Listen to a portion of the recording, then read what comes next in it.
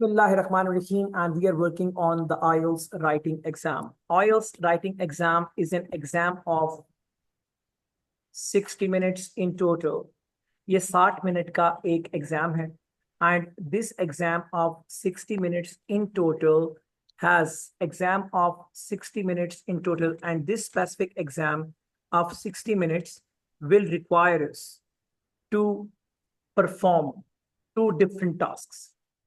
Perform two task, यानी कि मैं ये कहना चाह रहा हूँ कि आइट्स के राइटिंग एग्जाम में जब हम एग्जाम में बैठेंगे तो we need to perform two questions, जिनको हम कैम्ब्रिज लर्निंग में टास्क का नाम भी दे देते हैं. सो हमें एग्जाम में दो क्वेश्चंस को करना है, the first question and the second question. The first question is known as task number 1. This task 1 will be of 20 minutes. This task 1 will be of 20 minutes. If you will concentrate on understanding what I'm writing, the same recorded lecture will be available for you after the class. घर में जाके इसको अच्छे तरीके से लिख लीजिएगा, जो मैं लिख रहा हूँ यही भेज दूंगा. अगर आप समझ पाए तो वो ज्यादा इंपॉर्टेंट है मेरे लिए, डिस्पाइट कि आप इसको लिखें, बिकॉज जो मैं जो लिख रहा हूँ ये सारा आप ही लोगों के लिए है, पर आफ्टर द क्लास ये आप लोगों को पहुंच जाएगा एज सच. तो ये आप लोगों को एज सच पहुंच जाएगा, तो इसको लिख कर अपनी कंसंट्रेशन को लूज करने की जरूरत नहीं है. इस पे कंसंट्रेट करें, try to understand this, enjoy the class, and after the class यही पेपर आपके पास जब पहुंच जाएगा तो आप इसको घर में बैठ के भी लिख सकते हैं, या इसका एक प्रिंट आउट निकाल के अपने बुकलेट के अंदर अटैच कर लें तो भी कोई फर्क नहीं पड़ेगा. ये बात समझ आती है. So in 60 minutes we have to perform two tasks. हमें दो टास्क परफॉर्म करने. Task number 1 will be of 20 minutes, and this task will contribute 33% marks in total. Marks in total, तो मार्क्स 33% जो हैं वो टास्क 1 से कंट्रीब्यूट होंगे. अगर 100% मार्क्स हैं तो 33% कहां से आएंगे? टास्क नंबर 1 से. So this task 1 is of 20 minutes, but 33% marks out of total 100% will be contributed by this specific portion. This task 1, which is of 20 minutes and contributes 33% in the total, it is known as summary writing. It is known as summary writing for academic students. For academic students.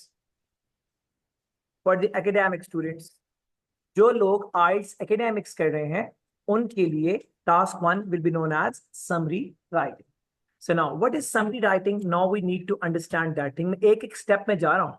मैं अगर top से down पे चल रहा हूं तो I am clarifying. अगर आप इसको उल्टा पढ़ना शुरू कर देंगे तो this will be the explanation. मिसाल के तौर पे summary writing is for academic students which contribute 33% marks in total 100%, and you need to write this specific summary in 20 minutes out of total 60 minutes given for the IELTS writing exam. मैं ऊपर से नीचे आ रहा हूं तो मैं concept clarity कर रहा हूं. आप रिवर्स पढ़ना शुरू कर देंगे तो उसकी डेफिनेशन बन जाएगी. मेरी बात समझ में आ रही है? अब ये जो राइटिंग है summary writing, what this is actually. Summary writing में students need to write 150 words in minimum. लोगों को 150 वर्ड्स लिखने हैं इन मिनिमम, कम अज कम मिनिमम 150 वर्ड्स को लिखना है. And these 150 words what they need to write in minimum, they need to write it on a picture. They need to write it on a picture. And what this picture is, this picture on which they need to write 150 words, this can be a picture of a graph. This can be a picture of a graph. This can be a picture of some chart. This can be a picture of some map. This can be a picture of some process. This can be a picture of life cycle. This can be a picture of life cycle. This can be a picture of simple pie, and even this can be a picture of a table. This can be one out of 10. So re-understand what I'm saying. I'm saying that IELTS writing exam will be an exam of 60 minutes, and in these 60 minutes students have to perform two tasks. जो पहला task है, task number 1, this will be of 20 minutes and will contribute 33% in the total 100% marks. This task 1 for academic students is known as summary writing, and in summary writing आपने लिखने हैं 150 words minimum एक picture पर. This can be the picture of a graph, can be a chart, can be a map, can be a process diagram, it can be a life cycle, it can be a pie, it can be table, it can be any one out of these all. And you have to write 150 words minimum. मैं 3 दफा इस बात को repeat कर चुका हूँ, minimum, ताकि मुझसे कभी और कभी भी कोई बच्चा ये ना पूछे कि सर अगर मैंने इससे ज्यादा लिखे तो क्या होगा, कुछ भी नहीं होगा इंशाल्लाह, बिकॉज मिनिमम का मतलब ये होता है कि you need to write something more than this one. Okay, so total 2 task. पहला टास्क क्या कहलाया बच्चों, समरी राइटिंग। कितने मिनट्स में, 20 मिनट्स में। कितने परसेंट मार्क्स कंट्रीब्यूट करेगा, 33% in the total marks. Is it clear? if you are if you are a journal training GT student, for an example, मेरे मुंह से निकलने लगा था, खुदा ना खास्ता, I am really very sorry for that. ठीक है जी। तो अगर आप जो है वो जीटी के जनरल ट्रेनिंग के स्टूडेंट है, we need to go outside Pakistan for the work purpose. For example, आप जीटी के स्टूडेंट हैं, तो आपके लिए जो टास्क 1 होगा, that task 1 will be known as letter writing. That will be known as letter writing. Letter writing, letter writing. Okay, so again, letter writing, you need to write 150 words in minimum. Letter writing, 33% contribution in total, 100%. Letter writing, कितने minute, 20 minute. क्या कहलाएगा, task 1.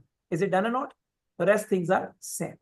So the task number 2, what you people need to perform in the exam, task number 2, ये दूसरा task आपने करना है।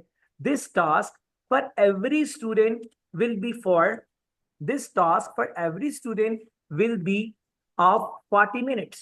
ये 40 minutes का होगा। The second task is of 40 minutes. ये 40 मिनट का टास्क है। 40 मिनट के इस टास्क में आपने जो लिखना है, that will contribute 66% in the total marks out of 100% of the writing exam. 66% marks contribute करेगा out of total 100% in this specific task, जिसपे हमें 40 मिनट मिल रहे हैं और 66% मार्क्स की कंट्रीब्यूशन है। This task is known as essay writing, and essay writing is one combined for every GT or the academics पे, सबके लिए combined, ये सबने लिखना है। So essay क्या है, essay is that specific exam, or essay is that specific question which everybody has to write, and this will contribute 66% in the total 100 marks, and you have to write it in 40 minutes. Okay, so now in essay writing, you will write minimum, every student need to write 250 words in minimum, on one out of the 5 allocated topics or types of essays, Okay, so कुछ चीज समझ नहीं आई तो मैं फिर repeat करता हूँ। Task number 2, that is to be done in 40 minutes. You people will take 66% marks from this side, and it is known as essays writing. In essay writing, you need to write 250 words in minimum on 1 out of 5 allocated topics or types of essays. यानी कि Cambridge कहता है essay की कितनी types हैं, 5 in total. First one, second one, third one, अभी उस पर मैं बात करूंगा। तो किसी एक आउट ऑफ 5 टाइप्स पे आपका essay एग्जाम में आ सकता है। These 5 टाइप्स जो कैम्ब्रिज एलोकेट करता है, ये कैम्ब्रिज जो प्रिस्क्राइब करी है आपके लिए, पहली टाइप कहलाती है advantages and disadvantages essay, advantages and disadvantages essays. Hi disadvantages essay। पहला essay कहलाया एडवांटेज एंड डिसएडवांटेज essay। दूसरा essay जो आपको सीखना है लिखना, that essay is known as problems and solutions essay. Problems and solutions essay. The third essay that you must learn how to write is known as opinion essay. Opinion essay. Number 4, the fourth type of essay that you people need to learn how to write it is agree or disagree essay. मुझे एक बच्चा कहता है कि साहब ये बताएं कि एग्री डिसएग्री में दोनों साइडों को एक्सप्लेन करना है। तो मैंने उसको ये जवाब दिया कि जब मैं पहली क्लास पढ़ाता हूँ, टाइप्स ऑफ एसे लिखता हूँ, तो जहां जहां दोनों साइड्स को एक्सप्लेन करना था वहां वहां मैंने एंड का वर्ड यूज किया, और जहां पे किसी एक साइड को एक्सप्लेन करना है वहां मैंने क्या वर्ड यूज किया, ओ आर। और ये इटसेल्फ एक इंट्रिंसिक क्लैरिटी है कि इस राइटिंग के अंदर दैट इसमें आपको एक साइड को लिखना है, you have to stand on either of the sides. देखें, there is no nothing in between in agree और डिसएग्री, ऐसे either you on side one, either you are on side number two. जब दो टीमों का मुकाबला होता है ना, उसमें किसी एक साइड पे होना पड़ता है, बंदा ये नहीं कहता जीड़ा जितते हो देना, तो एक के साथ कहना पड़ता है। ओके, सो एग्री डिसएग्री ऐसे। नंबर 5 इज टू क्वेश्चंस ऐसे। हमने ये जिंदगी में पहली बार नाम सुना होगा इसका, टू क्वेश्चंस ऐसे। मिसाल के तौर पे मैं इसको ऐसे एग्जाम्पलीफाई करता हूं that in these days a lot of people are migrating from the rural areas to the urban areas। आजकल बहुत से लोग देहातों से शहरों में ट्रेवल कर रहे हैं। what do you think what can be the reason of this migration? It is question number 1, full stop। what government should do in the rural areas to stop this migration? अब कितने सवाल हो गए? It is to questions ऐसे। बहुत सी migration हो रही हैं रूरल से अर्बन एरियाज की तरफ। बताएं कि क्या वजह हो सकती है इन माइग्रेशन की, और फिर गवर्नमेंट क्या करे इन द रूरल एरियाज के ये माइग्रेशन कंट्रोल हो जाए। तो it is what known as two questions ऐसे। So one out of them will be in exam and we have to perform. दो और एसेज जो कि अक्सर देखने में मिले हैं, एक है positive and negative views, positive and the negative views, positive and the negative views. Let me check my spellings of positive. It's I. So now positive and the negative views. When we talk about the positive and the negative views, तो बेटा मेरी तरह के packet खास बेचते थे YouTube पे, वो कह रहे होते हैं ये छठी टाइप है। भाई ऐसा नहीं है। पॉजिटिव एंड एडवांटेज, अगर मैं एडवांटेज के सिनोनिम्स को देखना शुरू करूं तो advantage, merit, benefits, pros and positives, these all are the very clear straightforward synonyms of each other. So positive and negative views is 100% same as what advantage and pros and cons, merit and demerit. Is it clear or not? So ये कोई नई type नहीं है। If examiner asks us in exam that write positive negatives, इसका मतलब क्या होगा? ये क्या पूछ रहा है? Advantage और disadvantage. Number 2, another essay we normally see in exam and that comes up with a word discuss. For an example, in these days, it is considered that females can do everything what men can do. In these days, it has been observed that women can do everything what men can do, even better. आजकल ये देखा गया है कि खवातीन वो सारा कुछ कर सकती हैं जो मर्द कर सकते हैं, even better, उससे भी बेहतर। What is your opinion? है ना, अब मैं उसको काट रहा हूं। इन दीज डेज ये देखा गया है कि women can do everything but men can do even better, full stop, discuss। So what is your opinion and discuss both have the same meaning। clear? मेरी बात समझ आ रही है? तो इसका मतलब ये हुआ कि every essay that contains a word discuss is an opinion essay। If you know how to write the opinion essay, then the same formula can be applied upon the discussion essay as well। मेरी बात समझ आ रही है? ये कोई सातवीं type नहीं है। So if somebody says that 5 types case, 7 type cases, तो याद रखिएगा। I'm talking only about what IELTS journal essay writing booklet says। IELTS journal writing essay booklet is designed by the Cambridge University, which sets the syllabus for the IELTS students। Be very honest। मेरे पास कोई ऐसा formula नहीं है कि मैं आपको बता सकूं कि नहीं है या IELTS का सिलेबस क्या है, सिवाय के मुझे जो बताया है कैम्ब्रिज यूनिवर्सिटी ने by the help of the IELTS partners, which are 3 IDP, British Council, and number 3 is the Cambridge University। तो कैम्ब्रिज यूनिवर्सिटी जो तीसरा पार्टनर है और जो सेट करता है सिलेबस को, वो कहती है मुझे that you have to teach how many essays? 5, and 1 out of them will be in exam। These 2 essays, positive and negative, positive, negatives and discussion essays are the sub parts of 2-1। कोई इसको 7 नहीं कर सकता है। So IELTS general essay writing के मुताबिक जो Cambridge university ने डिजाइन किया है, how many are the types of essays? They are 5 in total। Is it fine जी? तो ये हो गया आपका ब्रीफ इंट्रोडक्शन। मैं दोबारा इसको रिकॉल कर देता हूं। What I'm saying, task 2 is of 40 minutes and 66% marks will be contributed by this portion। It is known as the essay writing। In essay writing, you need to write 250 words in minimum, and you have to write 1 essay out of given 5 practice 5 topics or allocated 5 topics by the Cambridge University। One out of these follows advantage and disadvantage essay. The second one is problem solution. Third one is opinion। Number 4, the fourth one here is the agree and disagree essay, and number 5 is the 2 questions essay। 2 other essays can replace the names। For an example, if examiner somewhat somehow asks us कि आप बताएं कि what are the positive and the negative views about something, it is exactly same as what the advantage and disadvantage essay is. And number two, if examiner asks us to discuss something, it is exactly what opinion essay is. Is it clear? Is it clear? चलिए अब मैं आ रहा हूं bending पे. How the marks are allocated. How the marks are allocated. Marks allocation. मैंने ऊपर जो बार बार लिखा है marks allocation, मैंने ऊपर जो बार बार लिखा है 33% and 66% marks. Marks allocation means how the band is given. How the band is given.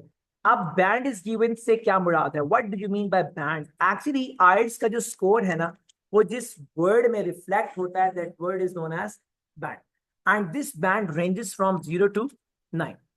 9 is the maximum inshallah and 0 is खुदा ना खास्ता the minimum if somebody is very enthusiastic for that. अगर किसी बंदे को बहुत ही शौक हो रहा हो कि मैंने बिल्कुल नीचे जाके बैठना है तो कहां तक जा सकता है? 0 तक. And if somebody ought to go at the maximum, कहां तक जा सकता है वो? 9 तक. Okay. अब जब मैं बात करता हूँ 33% मार्क्स एलोकेशन, एक जनरल सी पहले बात कर लूं. एक जनरल क्राइटेरिया जो आपको अंडरस्टैंड पाकिस्तानी सिस्टम के मुताबिक कर सकते हैं. जब मैं कह रहा हूं कि मिनिमम बैंड इज 0 और मैक्सिमम इज 90, मैक्सिमम इज 9, तो पाकिस्तानी सिस्टम में इसको ऐसे कह सकते हैं कि जिसका 50% नंबर आएंगे उसको अगर बैंड में कन्वर्ट करूं तो कितना बैंड होना चाहिए? 4.5. जिसके 60% आएंगे 5.5, जिसके 70% आएंगे 6.5, जिसके 80% आएंगे 7.5, जिसके 90% आएंगे 8.5, और जो पूरे के पे पूरा उतर गया 100%, तो you can get 9 bands. Okay, so ये आसान तरीका है. एक एक ट्रेडिशनल या you may say that is one of the hobbit styles in which we can make. पुराने जमाने के तरीकेकार, देसी तरीकाकार चले क्या लें इसको, बैंड को समझने का कि बैंड क्या है. तो बैंड क्या है? स्कोर है जो आप आइल्स में लेते हैं. और कैलकुलेट कैसे होता है? चले, मैं I am not exactly right, but I am saying इसके समझने का 80 या 90% तरीका ये है कि जिसके 50% नंबर है कितना बैंड आ जाएगा? 4.5, and then 60% and 70% and 80% and 90%, 8.5 and 100% पे 9 आ जाएगा. अब जब मैं बात करता हूं कि आपका जो बैंड है, 33% marks are calculated by are given by the summary writing and the 66% marks are calculated by the essay writing. जब मैं इसकी बात करता हूं ना, तो now अब जब हम बात करते हैं 9 is minimum and 0 is minimum and 9 is maximum, और मैं कह रहा हूँ 33% numbers allocate होते हैं, तो याद रखिएगा बेटा समरी का बैंड भी, समरी बैंड भी होगा 0 से 9 तक. ये बात को अंडरस्टैंड करिएगा. समरी बैंड भी होगा 0 से 9, या लेटर बैंड भी होगा 0 से 9 तक, पर एसे बैंड भी होगा 0 से 9 तक. अब बैंडिंग कैसे, राइटिंग का बैंड कैसे मिलेगा? राइटिंग बैंड कैसे मिलेगा इसको तवज्जो से सुनिएगा. Is equal to summary band plus essay band plus essay band whole divided by 3. अब बात समझ में आए? 33% 66% क्या मतलब है? आपने 9 में से फॉर एग्जाम्पल 7 बैंड लिया है समरी में. फॉर एग्जाम्पल आपने 9 में से 7 बैंड लिया समरी में, तो ये ऐसे कैलकुलेट हो रहा है 7 इन समरी प्लस आपने 8 बैंड ले लिया एसे में, plus 8 divided by 3. So 33% and 66% का मतलब ये है कि summary band will be calculated once while essay band will be calculated twice and it will be combined and average को हम 3 पे डिवाइड कर देंगे तो एवरेज जो निकलेगी that will be known as your writing band. इसका मतलब ये है कि which holds more importance? Obviously summary is important, but essay is far more important than the summary classification because its numbers are 2 times more. यही तो मैं कह रहा था, एक 20 मिनट का और एक 40 मिनट का, तो 20 मिनट और 40 मिनट से डिफाइन हो रहा है. एक के नंबर 1/3 है, एक के नंबर 2/3. इसी मैंने लिखा था 33% and 66%. So we have to give proper time to essay, and that is the reason मैंने अभी आपको बताया था कि मैंने आपका सॉफ्टवेयर भी 2 हिस्सों में काट दिया. आप जब समरी की प्रैक्टिस करने के लिए जाएंगे तो सॉफ्टवेयर पे 20 मिनट का टाइमर चलेगा, कहीं और ये सहूलत इंशाल्लाह मुयस्सर नहीं. जब essay की प्रैक्टिस करने जाएंगे तो 40 मिनट का टाइमर चलेगा, ताकि आप दोनों क्वेश्चंस को इंडिविजुअली 20 मिनट और 40 मिनट के हिसाब से प्रैक्टिस करें. एग्जाम में दोनों का कंबाइंड मिनट्स होंगे 60. एग्जाम में both questions be given together, एक साथ दे दिए जाएंगे. अब आप समरी को बेशक 40 मिनट में खत्म करें और ऐसे को 20 मिनट दे के अपना नुकसान करने, वो आप पर, ऑप्शन आप पर है. मगर मैं क्लास में प्रैक्टिस दोनों को अलहदा अलहदा 20 और 40 मिनट के हिसाब से करता हूं ताकि एग्जाम रूम में आपको कोई प्रॉब्लम ना हो। इज इट फाइन बच्चों? चलिए आगे। सो इट इज बैंड एलोकेशन। आगे चलिए, marking criteria, marking basis. Marking किन बेस पे होगी? आपके राइटिंग एग्जाम की। अब कोई डिफ्रेंसिएशन नहीं है, ना यहाँ पे डिफ्रेंसिएशन है ऐसे की, ना यहाँ पे डिफ्रेंसिएशन है समरी की। There are 4 marking basis, 4 marking basis हैं, 4 क्राइटेरियाज। देयर आर 4 क्राइटेरियाज जिन पर हमारे मार्किंग होगी। The first one is known as the grammar. इसको कहते हैं ग्रामर रेंज या ग्रामेटिक रेंज भी कहता है एग्जामिनर। इट इज ग्रामर में क्या हो, इट इज ग्रामर। इसको एग्जामिनर कहता है grammatic range. So grammar range and accuracy, grammatic range or grammar range and accuracy, it is the first criteria of marking by the examiner। मैं पहले चारों लिखूंगा फिर मैं चारों को एक्सप्लेन करता हूँ। The second marking criteria पर दोनों क्वेश्चंस को मार्क करने का सेकंड क्राइटेरिया क्या है? The second criteria is lexical resource। lexical resource, lexical कहते हैं डिक्शनरी को, है ना। रिसोर्स कहते हैं डिक्शनरी में दी हुई चीज को। तो डिक्शनरी रिसोर्स क्या होगा? आसान लफ्जों में लिखता हूँ, vocabulary. Clear? The third marking criteria which examiner sees is the coherence। अभी एक्सप्लेन करता हूँ ये क्या चीज है। coherence and coherence, coherence and coherence। Number 4 is the task response, is the task response। So there are 4 marking bases, 4 marking bases है जो आपके आइट्स के एग्जामिनर ने जो सेट किए हैं for you people, जिस पर वो बेस करके आपको बैंड पे, वो इस बात से कतई नजर कि आप किसके स्टूडेंट हैं और किस मुल्क के हैं। He does not consider it at all।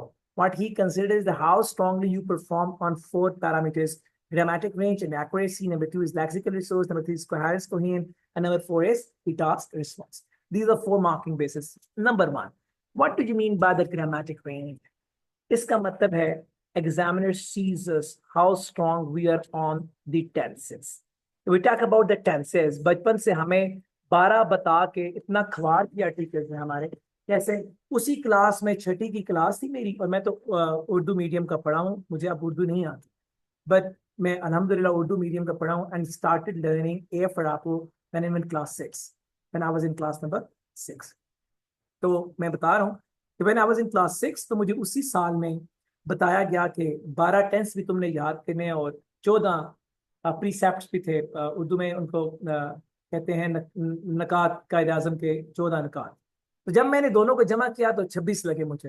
तो आधी क्लास है तो इनकार ही कर दिया, उसने कहा भाई ये 26 हमारे बस में नहीं। मैं तो 14 नहीं याद हो रहे थे, 12 और आ गए, और इस तरह से हमारी ग्रामर भी कमजोर होगी और नकात तो किसी ने मुड़ के जिंदगी पूछा ही नहीं। Actually, there are 3 tenses। Number 1 is present, number 2 is past, number 3 is future। 3 tenses। Present आज की बात करता है, पास्ट इसकी बात करता है, फ्यूचर आगे की बात करता है। अब ये चारों टेंसेस कितने अच्छे हैं आपके, examiner seize them in all 4 conditions. Examiner इनको चारों कंडीशंस में, 4 कंडीशंस में एनालाइज कर रहा होता है। ये 4 कंडीशंस कौन कौन सी हैं जिसमें एग्जामिनर इनको एवेलुएट कर रहे होते हैं? एक कंडीशन कहलाती है number 1 simple, second condition is known as continuous, third condition continuous, third condition is known as perfect, and number 4 is known as perfect continuous। perfect continuous, perfect continuous। तो ये चारों कंडीशंस जो हैं इनमें एग्जामिनर साहब जो हैं वो आपको देख रहे होते हैं, एनालाइज कर रहे होते हैं how good you perform in present, past and future tense, either in simple, continuous, perfect और परफेक्ट कंटिन्यूअस। इसमें बात बड़ी तफसील से करूंगा इंशाल्लाह बाद में। So now the second marking criteria in grammatic range and accuracy, पहली चीज क्या देखता है वो tenses। Number 2, he sees that how stronger you are in your sentence structure। When I talk about the sentence structure, 3 तरह के sentences हम use करते हैं। Number 1 is simple, छोटा छोटा sentence, I like the full stop, you like coffee full stop, है ना, छोटे छोटे sentences, simple sentences कहलाते हैं। Second sentences are known as compound sentences। Compound sentences से क्या मुराद है? जिसमें हम 2 सेंटेंसेस को जोड़ देते हैं ब्रिज लगा के। For example, I like T while Kiran likes coffee, है ना, तो मैंने वाइल के साथ 2 सेंटेंसेस को कंबाइन कर दिया, ये कंपाउंड सेंटेंस कहलाया। And number 3 is known as the complex sentence. And complex sentences वो होते हैं जिनके अंदर we normally put on certain condition. I like tea while Kiran likes coffee because he does not like the taste of tea. अब मैंने क्या किया, एक कंडीशन भी साथ अटैच कर दी, दो हमने कंपाउंड को कॉम्प्लेक्स में बदला दिया. हम सिंपल को डायरेक्टली भी कॉम्प्लेक्स में बदला सकते हैं, बट एग्जामिनर सीज दैट हमने अपने राइटिंग में कितने सिंपल, कितने कंपाउंड, कितने हमने कॉम्प्लेक्स सेंटेंसेस यूज किए. You ask Ishan sir what do you recommend, मैं कहता हूँ 50% आपके जो है वो सिंपल सेंटेंसेस, कोई फर्क नहीं पड़ता, you can very easily chase 9. 40% compound it's absolutely okay. 10% complex में भी चला जाता है, कोई फर्क नहीं पड़ता. हर एक चीज मैं खुद लिखूंगा, समझाऊंगा. इवन मैं पैराग्राफ वाइज वोकैबुलरी भी खुद इंशाल्लाह ताला लिखवाऊंगा, आपको कोई प्रॉब्लम. यहाँ पे वोकैबुलरी पैरामीटर है ना नंबर्स का, आई नो दैट. लोगों को मैंने देखा 5,000 वर्ड्स रिक्वायर्ड फॉर आइल्स. मुझे समझ नहीं आती कि इस कौम को तुमने कहाँ किस जंगलीपन में डाल दिए. आपके एस्से में 250 वर्ड लिखने हैं. कितने? 250. बहुत ही बदमाश स्टूडेंट हो ना, बदमाश टीचर बदमाश स्टूडेंट. मतलब जिन्हें कहना कि देखो टेरर टीचर और टेरर स्टूडेंट, बदमाश टीचर बदमाश स्टूडेंट, 350 से ऊपर नहीं जाता. 350 में से यकीन करें 150 से 200 वर्ड या तो आर्टिकल्स होते हैं या कॉमन लाइफ में बोले जाने वाले वर्ड. इसका मतलब है कि अगर बच्चों को 150 डिफरेंशिएशन वर्ड्स भी अगर जिंदगी में सिखा दें आप, तो वो आइल्स में 9 पॉइंट ले सकता. फिर 5,000 वर्ड सिखा के इनके साथ क्या सलूक करना चाह रहे हैं आप अंदाजा लगाएं. इसको हम कहते हैं साइकोलॉजिकल डिसोनेंस. जो लोगों के अंदर हम क्रिएट करते हैं, उनको खुद को फील कराने के लिए कि तुम के अंदर कोई प्रॉब्लम है. मुझे एक बात बताएं ना, 250 वर्ड्स लिखने हैं, 250 से 300 वर्ड्स, और आपको 5,000 वर्ड्स करवा के मैं किस तरफ लेके जाना चाह रहे हैं. You must be very specifically known to examination की क्या रिक्वायरमेंट. उस एग्जामिनेशन रिक्वायरमेंट के लिए मैं आपको बिल्कुल तैयार करूंगा. जो वर्ड्स चाहिए, जो वोकैबुलरी चाहिए, मैं खुद यहाँ लिखूंगा और फिर शुरू करूंगा इंशाल्लाह. मेरी बात से मेरी आगे चलिए. So third thing that examiner sees in the grammatic range and accuracy is spelling.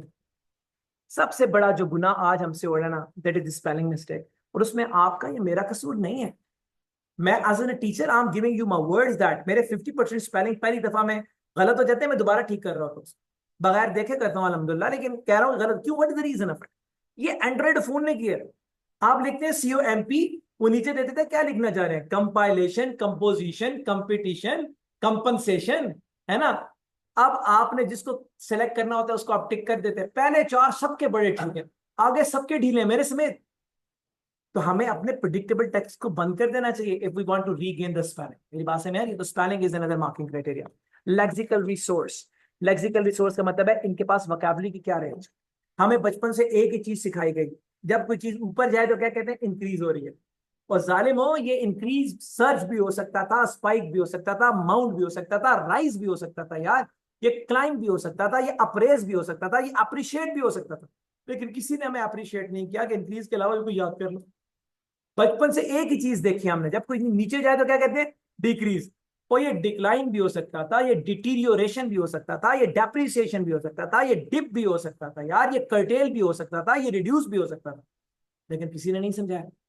तकरीबन के लिए एक ही वर्ड याद किया हमने बचपन से. What is that, approximately. यार ये अबाउट भी हो सकता है, ये एस्टिमेशन भी हो सकता था, ये एस्टिमेटेडली भी हो सकता था, ये close to, close by, close about, near to, near by, near about भी तो हो सकता. लेकिन हमें किसी ने उस तरफ ले जाया ही नहीं, और ना हमने हिम्मत की. Examiner sees that how much variety of synonyms, how much variety of antonyms, how much variety of condition words is inside your mind. condition words क्या होते हैं. मुझसे लोग इतराज करते हैं कि नई मुसीबत की बात. कंडीशन वर्ड्स वो वर्ड्स होते हैं मेरे बच्चों जो एक खास हालत में, कुछ खास हालात में इस्तेमाल होते हैं. फॉर एन एग्जाम्पल, जब आप पेपर काटते हैं तो वर्ड यूज होता है कट, लेकिन जब दरख्त काटते हैं तो वर्ड यूज होता है चॉपिंग. जब आप बात करते हैं तेज बारिश की तो हम कहते हैं यार it's raining like cats and dogs. ये बताने की जरूरत नहीं है अंदर पानी पानी है, but cats and dog itself explains that it's like Siberia today. ये वर्ड साइबेरिया इटसेल्फ बता रहा है कि बहुत ठंड है बाहर. मेरी बात समझ आ रही है. हमारे मुंह से नहीं, लेकिन कीड़े के मुंह से जो निकलता है ना लुआब, उसको कहते हैं सिक्रीशंस. मेरी बात समझ आ रही है. हम बोलते हैं तो नॉइज है, परिंदा बोलता है तो चिरपिंग कहलाता है. कहने से मुराद ये कि a few words are used in any or some specific conditions. वो जो स्पेसिफिक कंडीशन के अंदर वर्ड यूज होता है ना, उसको हम कहते हैं condition word. For an example देखिए जरा, in Pakistan there is a trend of increase in the general price level of goods and services. मैंने आपके सामने 12 वर्ड्स बोले. In Pakistan there is a trend of inflation. मैंने वर्ड यूज किया inflation. 12 words को उठा के बाहर फेंक दिया. Inflation itself means that there is a trend of increase in the prices of goods and services in your country. मेरी बात समझ में आ रही है? तो ये है condition words. Examiner sees that in your writing how much condition words you can use or you normally use, how used, कितने किए, and more likely these are very relevant to the summary writing. ऐसे में भी इक्का दुक्का हो सकता है. मेरी बात समझ में आ रही है? आगे चलिए. So now next come on, the next one is the coherence and coherence. तो अब देखें coherence का मतलब क्या है? लॉजिकल सीक्वेंस बिल्ड करना. लॉजिकल सीक्वेंस बिल्ड करना अपने आंसर की, लॉजिकल सीक्वेंस बिल्ड करना अपने आंसर की बच्चों, ये कहलाता है कोहेरेंस. मैं इसको एग्जाम्पलीफाई करूंगा. आपको याद पड़ता है वो बचपन में एक कहानी पढ़ी थी जिसमें एक कुत्ता जाता है डॉग कसाई की दुकान पे, वहां से एक बोन चोरी करता है, फिर वो कुएं पे आता है और उसको शेडो नजर आता है और वो जब बार्क आउट करते हैं तो वो उसके अंदर गिर जाता है. और फिर आखिर में हमने क्या लिखा था? Grid is. अब इतनी लंबी गर्दान करने के बाद आखिर में कहां पहुंचे? ग्रीड स्कर्ट्स पे. इसका मतलब है greed skirts is the conclusion. Yes ना?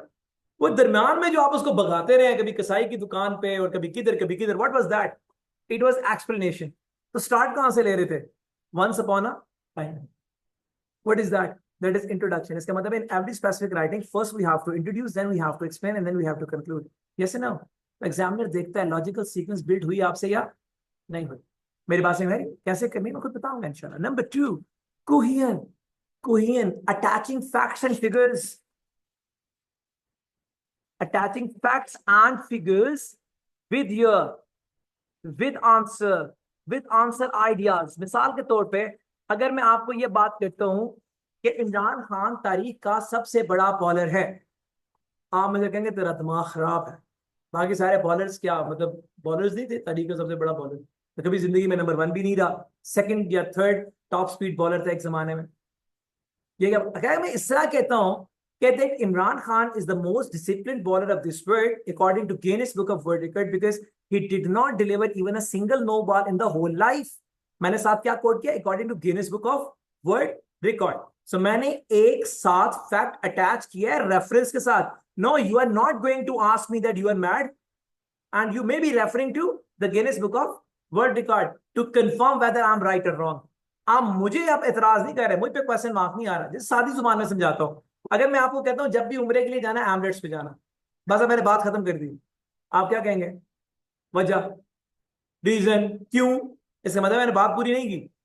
अब अगर मैं इस तरह कहता जब भी उम्रे को जाना है इंशाल्लाह एमलेट्स पे जाना, बिकॉज नंबर 1 उनका उम्रा पैकेज बहुत अच्छा है, सर्विस बहुत आउटस्टैंडिंग है एंड एमलेट्स पे ट्रेवल करने वालों को होटल स्टे में 10% डिस्काउंट भी मिलता है. अब अगर कोई बहुत ही ज्यादा हर धर्मी पे अटका हो जाए ना, वो मुझसे ये पूछ सकता है एमरेट्स का नंबर दे दे. क्यों नहीं पूछने वाला? बाय सो बिकॉज मैंने अपनी बात को मुकम्मल किया है. I have completed my idea, I have attached the fact and figure and explanation example along with it, so I have given you what all required. अब अगर आपको समझ नहीं आई है तो पर्सनल प्रॉब्लम तो हो सकता है, एटलीस्ट मेरे एंड से बात कंप्लीट. अगर मैं कहता हूं कि पाकिस्तान में 36% लोग ऐसे हैं जो कि 1 मील लेते हैं हर थर्ड डे में, तो आप कहेंगे इसका दिमाग खराब. लेकिन अगर मैं ये कहता हूं in Pakistan according to economic survey of Pakistan and federal bureau of statistics 36.9% people take only 1 meal every third day, you are not going to ask me that आपको कैसे पता लगा, because I have given you 2 references. So attaching fact figures and examples along with the idea, it is known as coherent. Strong करने के लिए अपने view point को. Examiner sees that. Do you have that capability? एक बात याद रखिए, arts के एग्जाम को इंग्लिश में होने का बड़ा नुकसान हुआ है पाकिस्तान में और बहुत सा फायदा हुआ है मेरे जैसे हादसाती टीचर्स को. हम लोगों ने आर्ट्स के एग्जाम को एक अच्छा खासा इंग्लिश टेस्ट बना के प्रेजेंट किया और लोगों की साइकी से खेला. Basically it is not a English test, it is a communication skills test. This communication can be in by words, तो फिर स्पीकिंग का exam, can be in writing, तो फिर राइटिंग का exam, can be through your comprehension, it is what reading skill, and can be by listening, it is the listening skill. So आपकी communication skills को judge करने के लिए this exam is taken ताकि आप काम के लिए जा रहे हो या पढ़ने के वास्ते जा रहे हो, वहां पे आप ठीक समझ सकें, पढ़ सकें, बोल सकें, लिख सकें. ये उसका टेस्ट था बेसिकली. हमने चूंकि ये अंग्रेजी में है तो उस अंग्रेजी का टेस्ट बना के लोगों को परेशान कर। Clear? So when we talk about attaching fact, अब इसको अंग्रेजी से क्या ताल्लुक है?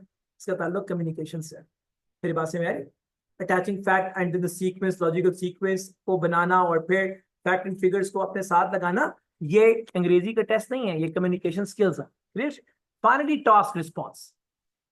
टास्क रिस्पॉन्स में examiner wants us do as directed. क्या मतलब? एग्जामिनर ने पूछा write advantages and disadvantages of early age use of computers. लेकिन जनाब आपने क्या समझा? सवाल क्या है? Write advantages and disadvantages of early age use of computers. आपने क्या समझा? सवाल किस बारे में? बच्चों के कंप्यूटर के इस्तेमाल के बारे में। टास्क रिस्पॉन्स, अब आप लिख रहे हैं, अल्लाह ना करे, आप लिख रहे हैं पहला advantage ease of hunting jobs में, ऊपर से फिर एक्सपेक्ट भी करें एग्जामिनर नंबर भी देगा। सवाल क्या है? Write advantages and disadvantages of early age use of computers. हम क्या लिख रहे हैं? पहला ईज ऑफ हंटिंग जॉब्स, माशाल्लाह, और फिर एक्सपेक्ट भी करें नंबर भी देगा। फिर हम दूसरा लिख रहे हैं ease of online access to the digital libraries. बहुत अच्छा। तीसरा हम एडवांटेज लिख रहे हैं ease of designing brochures and title of the booklets and making the regiments. बहुत अच्छा। आपने अपनी अंग्रेजी को तो मुकम्मल डिमॉन्स्ट्रेट कर लिया, ये नहीं देखा बच्चे के बारे में पूछ रहा था। मेरी बात समझ में आ रही? वो पूछ रहा था गेमें खेलने का फायदा नुकसान होगा कि नहीं होगा, ऑनलाइन क्लासें ले सकेंगे, वो इस बारे में पूछ रहा था। बैग से इनकी जान छूट सकती है, ये लिखना था। हमने जाके उसको पहले तो नौकरी ढूंढवाई, फिर हमने उसको ऑनलाइन लाइब्रेरियां ज्वाइन कराई, फिर हमने जॉब फेयर भी ज्वाइन करा, फिर हम एक्सपेक्ट भी कर रहे हैं नंबर भी दे दे। अब तो तीनों ब्लंडर्स मार रहे थे हम। So it is known as task response. Examiner wants us to do as directed, जैसा कहा है वैसा करके दो। Within the limits of the examiner's requirement we have to write each and everything. हमें अगर वो कहता है कि what do you think green energy is beneficial for the society, तो ग्रीन एनर्जी से मुराद सोलर है, हाइड्रो है, विंड है। इससे मुराद ट्रेडिशनल पेट्रोलियम डीजल नहीं है। आपने सारा ऐसे एंटी फोसिल फ्यूल्स लिख दिया, एक नंबर नहीं देना चाहिए उसको। वो आपसे ग्रीन एनर्जी के एडवांटेजेस पूछ रहा है। मेरी बात समझ में आती? चलिए अब इसको सम अप कर रहा हूं। अब 4 मार्किंग बेसिस हो गए। अब टोटल बैंड तो है 9। मुझसे पूछते हैं ना जब बच्चे हैं, तो I believe that 2.25 out of 9 will go for the grammatic range and accuracy. 2.25 out of 9 will go towards your lexical resource. 2.25 out of 9 will go for your coherence cohesion, and 2.25 out of 9 it will go towards your task response. अब अगर आप ये कहते हैं sir जी यहाँ 4 criteria है, एक कमजोर है मेरा कोहेरेंस कोहेजन, तो भाई मेरे 2.25 से हाथ धोने के लिए तैयार है। यानी कि मैं कहना ये चाह रहा हूं, if you want to raise up your band in the writing exam, we have to go for all 4 periods upgradation in similarly simultaneously. What I mean to say, चाह रहा हूं कुछ साइमल्टेनियसली बिल्डअप करना हो। कैसे करना है मैं खुद करवाऊंगा, लेकिन इंशाल्लाह। मगर मैं ये बात समझाना चाह रहा हूं कि आप किसी एक क्राइटेरिया को आप कहें नहीं मैंने इंक्रीज पे कसर निकालनी है, 10 बार भी लिखना पड़ा तो इंशाल्लाह मैं इंक्रीज ही लिखूंगा, तो फिर वोकैबुलरी को सैक्रिफाइस कर दें। 2.25 आपके नहीं आ रहा। मेरी बात समझ में आ रही? So we should try to uplift all 4 criteria together.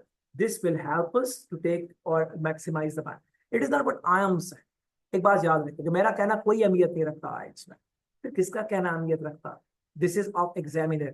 और एग्जामिनर ये हमें कैसे कहता है? Examiner tells us this thing in context of band descriptors. हमें एग्जामिनर बैंड डिस्क्रिप्टर्स बना के, उस बैंड डिस्क्रिप्टर के अंदर लिखा होता है कि मैं किसी को 5 दे रहा हूँ तो क्यों दे रहा हूँ, 6 दूंगा तो क्यों दूंगा, 7 क्यों, 8 क्यों, 9 क्यों। मैं आप लोगों से शेयर भी कर लूंगा बैंड डिस्क्रिप्टर। तो हमें बैंड डिस्क्रिप्टर से जो मुझे मालूमात मिलती है, मैं उसकी बेस पे आपको कहता हूँ these all things but we have to follow. और मैं एक एक सवाल को, समरी के 7 तरह के सवाल आ सकते हैं ना, मैं 7 के 7 सवाल यहाँ क्लास में खुद करूंगा आपके सामने, ताकि आपको सेंस डेवलप होकर कैसे करना। मैं अगर ऐसे के 5 टाइप्स है ना, और मैं 7 के 7 ऐसे खुद करूंगा क्लास में, लिख के दूंगा, समझाऊंगा और फिर लिखूंगा भी उनको, ताकि आपको आइडिया, और लिखवाऊंगा भी आपसे ताकि आपको आइडिया हो इंशाल्लाह कि कैसे इसको हमने एग्जाम में परफॉर्म किया। Okay, so this is the orientation of the writing exam from my side. आप लोगों के जितने भी सवाल हैं, those are more than welcome, मुझसे पूछते जाएं, मैं उनको आंसर करता जाऊंगा।